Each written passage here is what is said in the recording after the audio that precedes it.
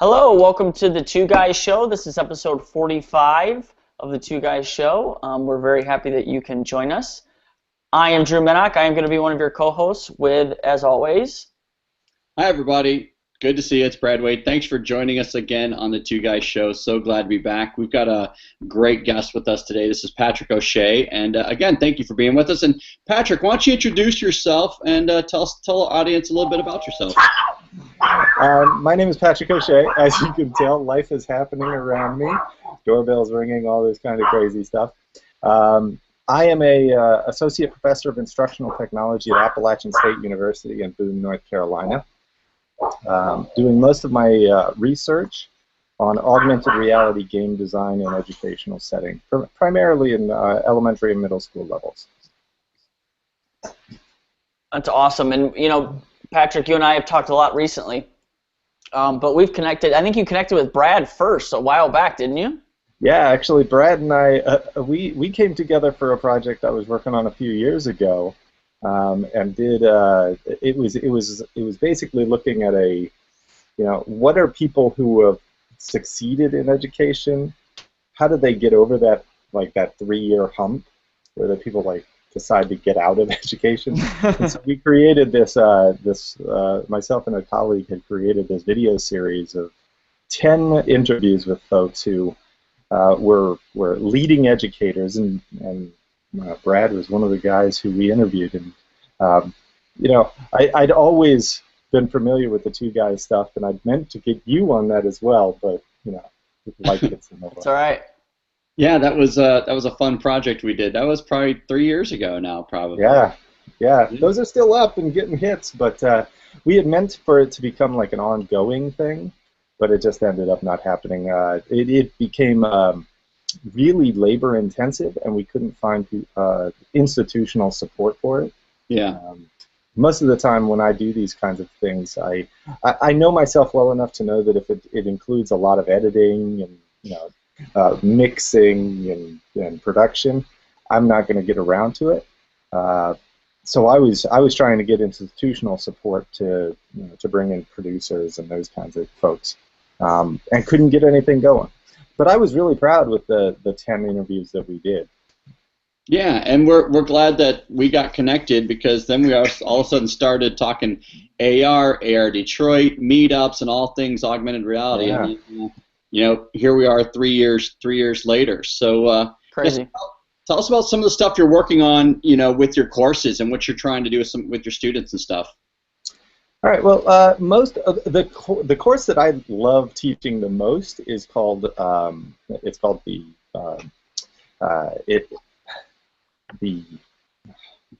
call it by the number. I can't even remember what the name of the course is. It's ITC 5440.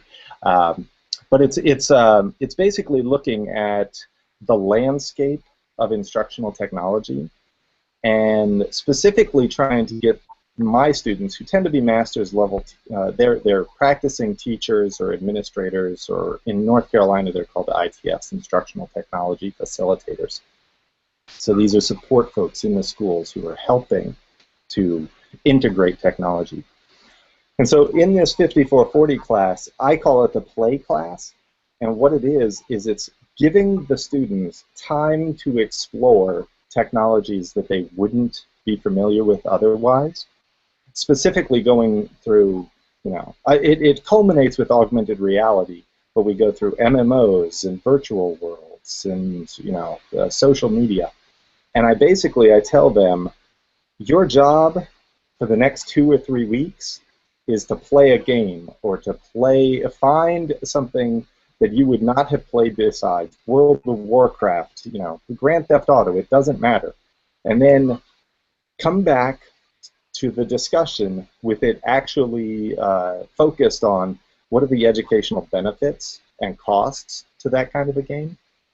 And the reason I do this is because I understand that primarily educators don't have a lot of high-quality games that are developed for them, or tools that are necessarily developed for them. So they have to requisition these tools from other places. Mm-hmm. So true. But the only way you can do that is to actually become familiar enough with the tools that are out there.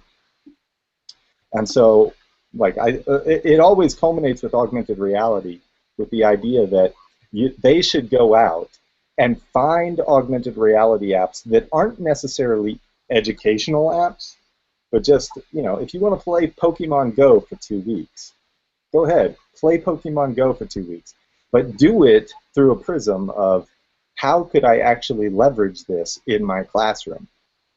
And the reason I love teaching that class is because they always come back to me with this sense of, I would never have thought of this, but I now see how it can be used.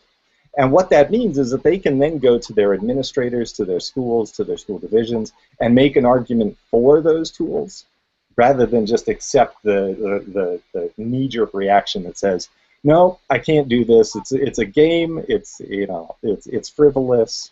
No, they have to have a plan, and they have to become familiar with it. But it's my most fun class to teach, and it really gets people out of their comfort zones. A lot of people who are already gamers will say, "Oh, I can't wait," but then obviously I have other people who are just like, I'm not a gamer. I don't like computers. I don't like all of these things. So, I'll tell you, Brad and I talk about it all the time, about some of the best things that we've discovered or that we share now. When they were created, they weren't created with education in mind at all. Nope. But that's what educators do. They find these things, and they find such creative and amazing ways to implement them into learning that, and we're loud about things. I mean, whether we like them or don't like them, educators are loud, especially on social media or, writing emails to, the contact us pages and stuff like that. It's, we're loud about whether we like something or not. So they're loud about it, and then the companies, they almost can't ignore it. And then they have to start gearing some of their content towards education or something. Well, you saw that with something awesome. like Minecraft. I mean, the educational jujitsu that kind of created Minecraft for education is amazing, because what drives me a little bit crazy is that I see that there's potential in the educational market for companies to make a good living, to make money, but all of the games that I remember being created for education, specifically for education, are bad. Yes. They're all really like they're edu. I mean, they label them things like edutainment and those kinds of things, but they're bad games.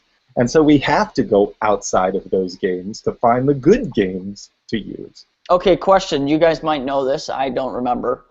Was Oregon Trail an educational game, or was that just a game that we used in class? No, I think that it was actually developed by the Minnesota Educational Consortium or something like that. Oh.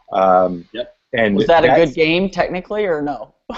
It was engaging. I mean, and Yeah, it was a lot of simulation stuff. I mean, you have to remember, Drew. This is in the '90s. I remember playing it in elementary school. Yeah. So that just tells me how young you are. Brad used it with his class. And I know I'm old. And I remember having my students play it. Hey, Patrick, how long have you been teaching that particular course? Going on 4 years now. Okay, yeah. And how many students are lucky enough to go through? Do you teach it once a year, twice a year? No, we'll have. It depends. We're at App State. We're on a cohort model, and so we kind of move through in a traditional pace. But yeah, I've had. Usually the cohorts are between 15 and 20 students. So you've probably had 60 plus students come through there? Probably double that, because I usually teach it in the spring and the fall. Oh, okay. So yeah, I'll have, somewhere in the area of about 100 to 200 students who've gone through that class. I'm asking about it because, that's the kind of stuff that I love hearing. I mean, that's just kind of like stuff Drew and I talk about, and we talk about in education, is, get them engaged, give them, a lot of times we give the gift of time, and then just ask them to look critically or look through, like you said, through a prism or a different lens to, come up with something unique about it. And, you're probably familiar with the game League of Legends, probably? Yeah, of course. Yeah, right, exactly, of course. I mean, it's only like the number one, online game in the world. But, it's funny because you say that, like Drew referenced it as well, that, we find things outside education, bring them in, find the educational value. And I love that's what you're doing and given that perspective and lens. Now, what are, is there one or two ideas that came out that you're like, that's really cool? And do you have anything that you could share about what a teacher came back or a student came back and said, this is a game and this is the critical eye I was looking at? Yeah. So I think the best example of that, because the way the course is set up is that they do the exploration for the first like 3/4 of it, and they, I'm trying to give them that gift of time, as you say, right? Where we all complain about not having enough time to look at these things, and so I said, you're not only going to have the time, but you're being forced to take the time to do it as part of this course. But the last quarter of the class is working on a final project that incorporates one or more of the technologies that they've looked at in an educational unit of some sort. And so they leave the class with an educational plan for actually incorporating some of these tools. And the one that has consistently stuck in my head is a plan that 3 guys, and I'm using guys like the gender neutral. Right. Okay. There were 3 people in this group of different levels, all of them at the high school though, and they decided they wanted to use World of Warcraft to teach economics. And so they were going in and they were having their students track how they gathered resources and how they used those resources in the marketplace. And they were trying to determine how the economics of World of Warcraft in world compared with the world's economy, like the economy that students were actually seeing in their day-to-day life as well. And they were making some really interesting connections between the value of things and tying it to the work that people had to do inside the world and how that correlated to the life outside. How you have to make a living to find things that you value and buy them. So that was a really fun one that students, a group of students created. About a year ago they did that. That's awesome. Yeah, that's so awesome. I love hearing that. Love hearing how they have a different lens and go in and have an idea. It's almost like when we take curriculum courses and have to come up with lesson plans. How fun that was. This is putting this is putting an engaging spin on it with different questions and stuff like that. That's so, very cool. So Patrick, this course, is this a graduate course then, obviously, right? Yeah, right. Like this type of course should be almost an undergraduate class, in my opinion, for education, because especially nowadays with the amount of technology that is being used in schools, either being one-to-one, BYOD, whatever it is, teachers are being forced to, whether they're comfortable with it or not, to use technology. And I don't know if the undergraduate programs are necessarily preparing, first-year teachers for that. And not only that, but to, like you said, most of the educational stuff that out there is either not very good if it is very educational, right? So. Yeah.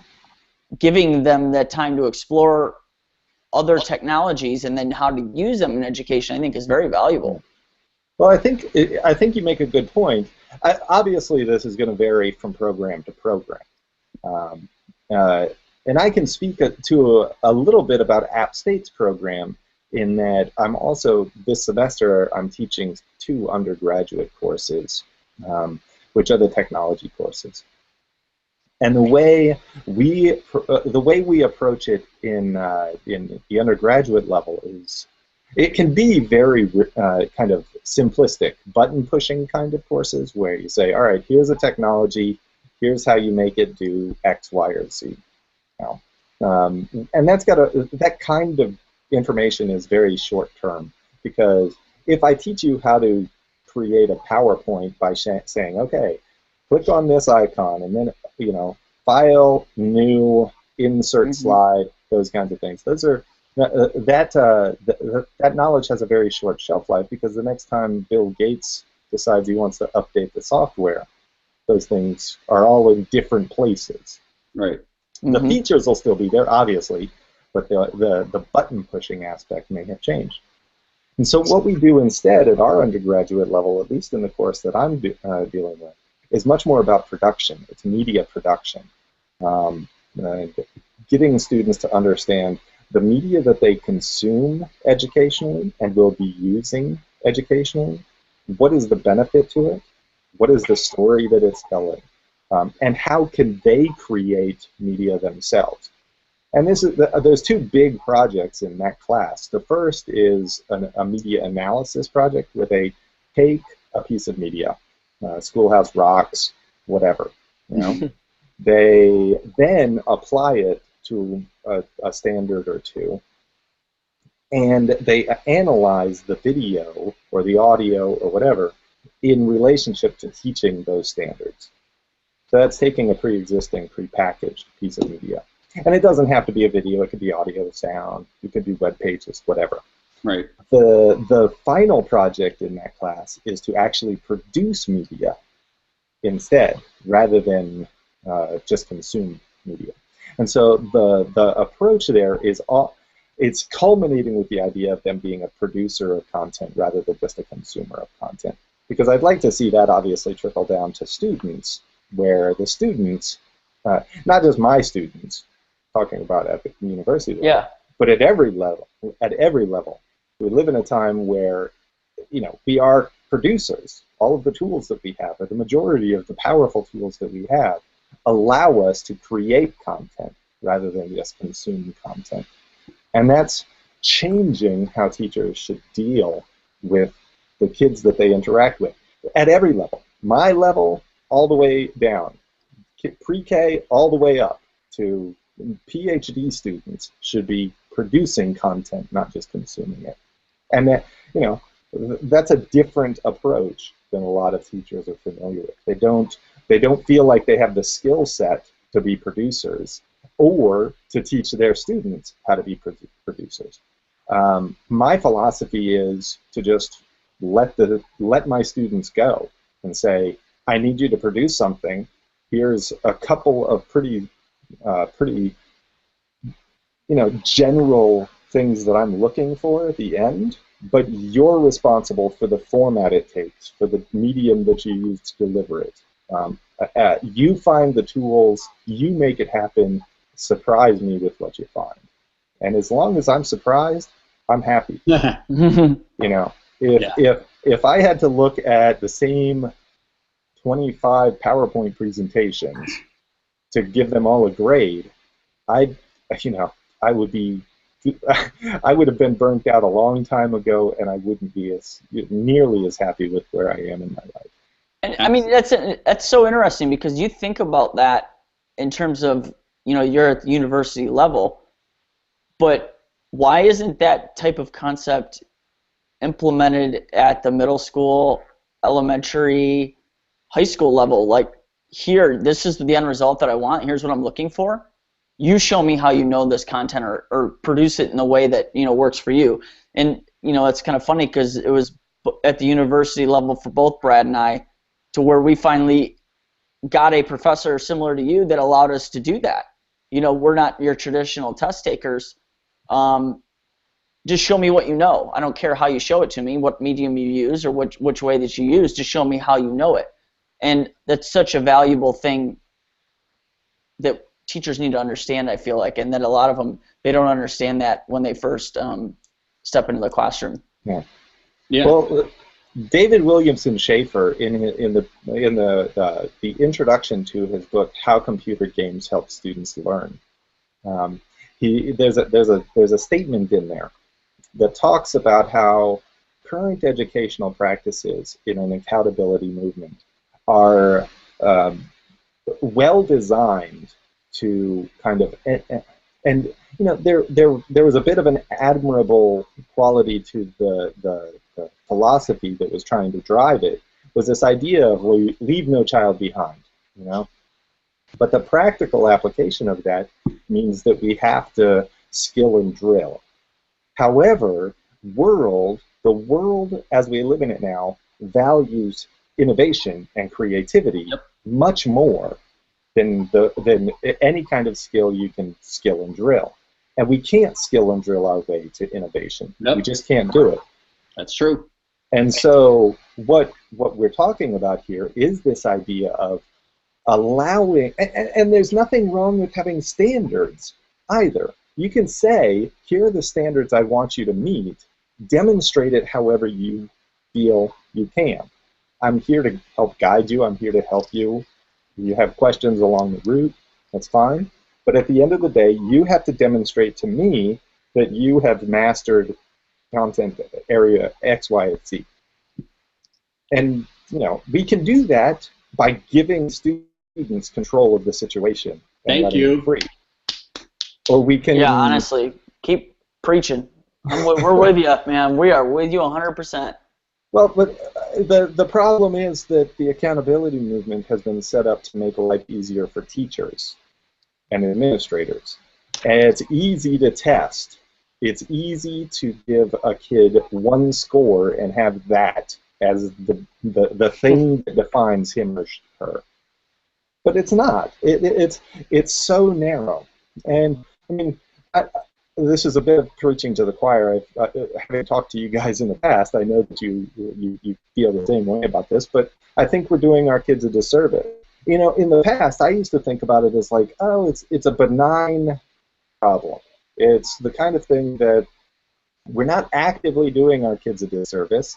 They're just, we have these standards and we're going about it the wrong way. We'll learn our lesson and everything will be okay in the end.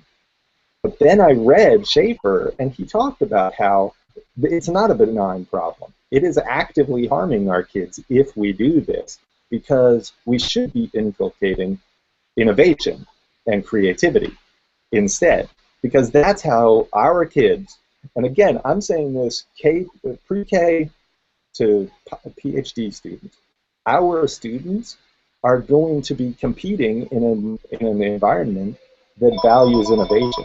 Sorry again. That's all right. And you know what? To piggyback on that, you're right. And Drew and I have been lucky enough to travel a lot of places, and we're seeing a lot of pockets of innovation. And we're actually seeing some leaders in leadership roles and positions trying to change the system. And we've been speaking to that. And so let's move on to that part of it. So I know we're going to be wrapping up here in a minute, but before we do, what is like the most exciting thing in augmented reality and education for you right now? What are some of the highlights that you're seeing right now? We touched on Pokemon Go, but what else are some things that you see as pretty powerful, engaging tools or ideas right now in AR education? Well, yeah, obviously the reason. First, obviously we talked about Pokemon Go, and so I won't go too far into that. But personally, I'm a little bit disenchanted with it in terms of the technology that it's using. Sure. But the thing that is very exciting about it is that it's actually broken through and made augmented reality part of everyday conversation. We've been saying that, for last month, When late night comics are talking about augmented reality, something has happened. Exactly. When Stephen Colbert is talking about it on his show and mentioning it, I love it. I actually took a video of that. I tweeted it. I'm like, all right, we made it. We finally hit green discussion, which again is the best. The technology's not, it's not crazy, but we now have, the device using a screen to get kids off the couch and getting them talking to other kids and out in public and learning things. And yes, the AR part is very basic, but it's getting the words augmented reality out, which is wonderful. Yeah, and that if it did nothing other than that, it would be worth it as a technology. Yep. Simply because I think that what we've been talking about is this idea. I've been banging my head against the AR wall for almost a decade now, and wondering when the killer app would come out that would make it part of the cultural consciousness. Pokemon Go has done that. Now, the problem is that if Pokemon Go doesn't have if it doesn't have a long shelf life, then it just becomes another one of those technologies that's put on augmented reality had its time and it failed. It's okay. Let's move on to something else. But really, if we want to take the conversation a little bit deeper, the technologies, the augmented reality technologies that I'm most excited about are the tools that allow people to create. And again, this kind of dovetails with the rest of what I've been saying. Specifically things like Layer and Aurasma. These are tools that have the ability to allow students and teachers to create augmented reality rather than just accept augmented reality, rather than just consume it. Yeah. Which is very powerful, especially since the learning curve for those technologies is not so dramatic that it's impossible to do. It's the kind of thing that has a high wow factor, and it hooks people into the coolness of it, and then we can start talking about, all right, well, let's actually make something happen. Let's make the tool work for us to do something larger. Yeah. So that if you ask me what I'm excited about, Pokemon Go, because it's bringing it to the consciousness, but for technological power, then something like Aurasma is much more exciting to me because it allows us to create.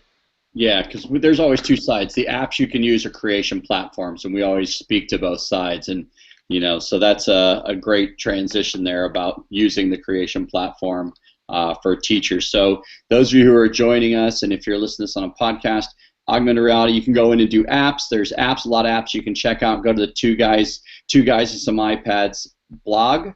You can get a lot of tools and apps there. Also, the creation platforms, there's a lot of creation platforms out there that you can use. Like Patrick said, the learning curve is not too steep, and you can use it for just about anything. So let's transition now into, why don't we hear what everybody's favorite current song is? Drew or Patrick want to go first? Patrick, go ahead. I've got to pull up my playlist and see which one I want to pick. All right. Well, I've been fascinated by, as many people are, I've been fascinated with Hamilton. And so I've been kind of listening to it on repeat as I run. And the song that I absolutely cannot get out of my head is called "Wait for It" right now. And I don't know how much of the backstory you want me to go into, but it's told from Aaron Burr's perspective as he's becoming more and more frustrated with Alexander Hamilton being successful regardless of all of the difficulties that he confronts. And it's from his perspective, talking about how he wants answers and he wants to be successful and he's willing to wait for it. The thing that's interesting to me is that the subtext of the song is all about how he's waiting for it to happen to him, whereas Alexander Hamilton is making it happen for him. Oh, interesting. Okay, cool. All right, awesome. Well, good. Drew, what about you? Mine is going to be by a band that I've given a shout out to several times on the show, is Need to Breathe, because they just had a new album come out. So the one I'm going to go with this time is called Happiness. I would say I like that one. Yep. All right. Those of you who know me, I get stuck on songs for a while. When a good one really comes out, I kind of play it a lot. Song I'm just listening to a ton, whether I'm in the car, working out, or whatever, is Heathens by 21 Pilots from Suicide Squad, the movie. Heard it in the movie. I did not hear it prior to the movie. Heard it in the movie, and then I was talking with my brother, and he was talking about how much he enjoyed it. So I downloaded it, and it's pretty good. It's pretty good. I actually think I might even go back and see Suicide Squad for the second time, because like a lot of people I've talked to, they've enjoyed it more on the second time. So I mean, I thought it was good. It was definitely a different flavor for me. It's not my general style, but so pretty good. So Heathens from 21 Pilots from Suicide Squad, the movie. Awesome. And then let's quickly move into Twitter shout-outs. So do you have a couple of people on Twitter that you would like to give a shout-out to? Yeah, I particularly I want to thank, first of all, I want to thank at Kendra Cameron J, who is one of my students who invited me to make a presentation she works in Buncombe County Schools in North Carolina, and she invited me to make a presentation at a Buncombe County Schools Best Conference that they were putting together a couple of weeks ago. And so I had a blast. It's always dramatic and fun to get out into actual schools and see what people are doing. It's something that a lot of academics, they don't necessarily do very often, is get out into schools and see what teachers are doing.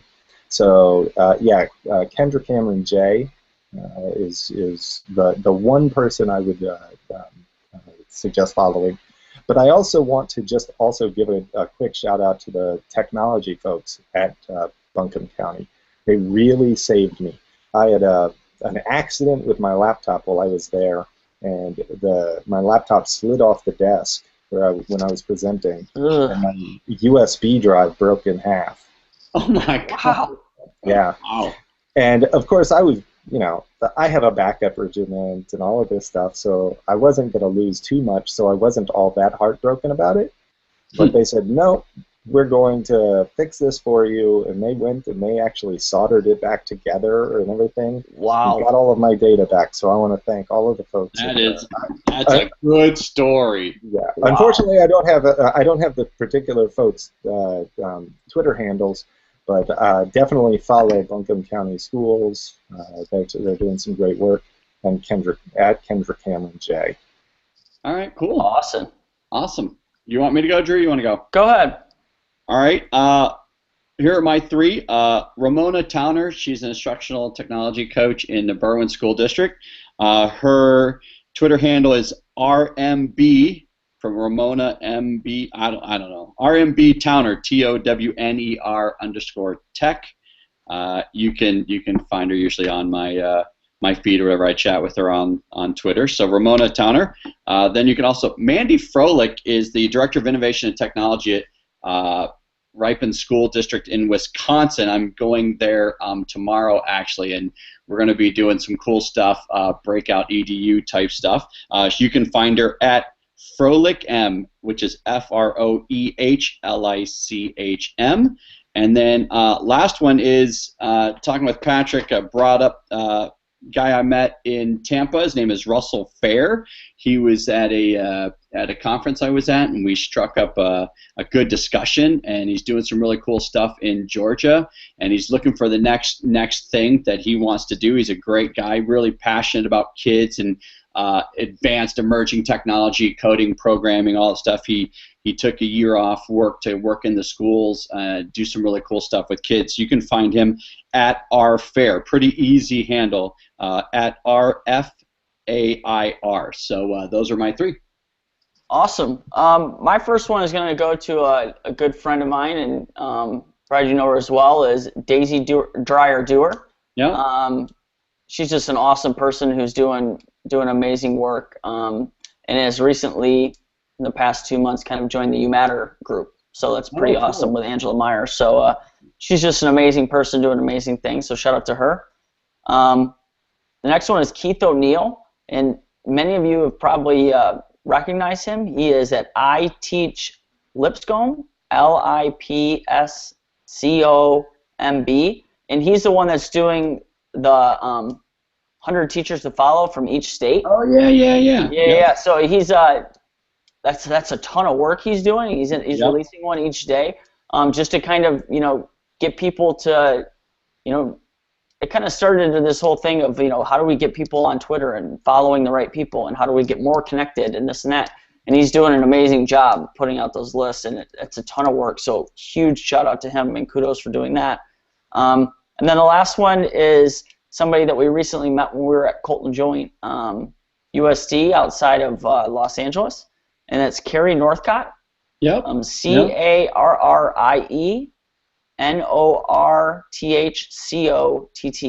Carrie Northcott. So shout out to her. She's doing some awesome things there, and we had a great time out there. So those are my three. Can I just add one more? Sorry. Absolutely. As you guys were talking, I realized that there was one other person that I wanted to add, and this is Dr. Zachary Walker, and that's his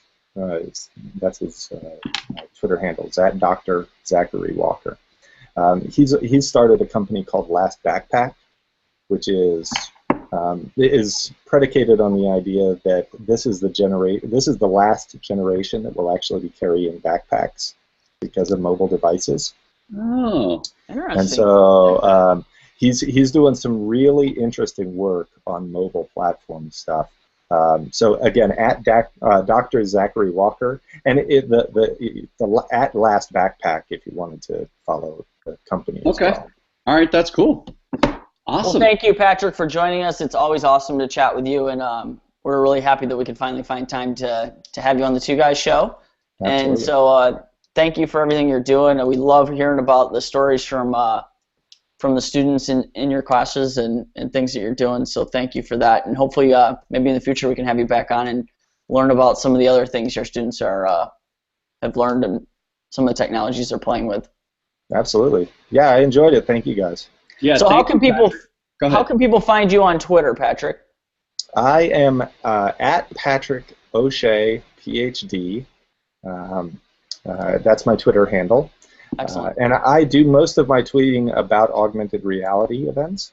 I also run a podcast called The Versatilist, which is a weekly podcast that talks with academics about the work that they're doing in immersive learning and research.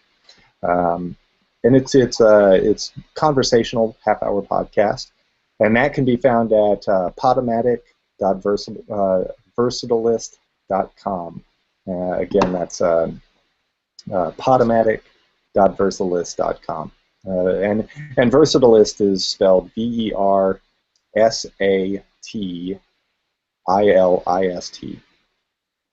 Awesome. Yeah, and I think I might have gotten it backwards. I think it might have been versatilist.podomatic.com, but We'll find it. It's one of those. Yeah. All right. Well, yeah, again, Patrick, thank you so much. And everybody joining us, watching this on YouTube, online, and joining us on the podcast, thank you so much. Please continue to check out our blog for our additional resources. And if you've seen Drew and I in person, we love that. We'd love to see you guys again. If you have any interest in chatting with us or you have an event you'd like us to be a part of, please contact us. We'd love to work with you throughout the year. And we appreciate you spending time with us today. Absolutely. You can find the Two Guys Show on iTunes or on SoundCloud.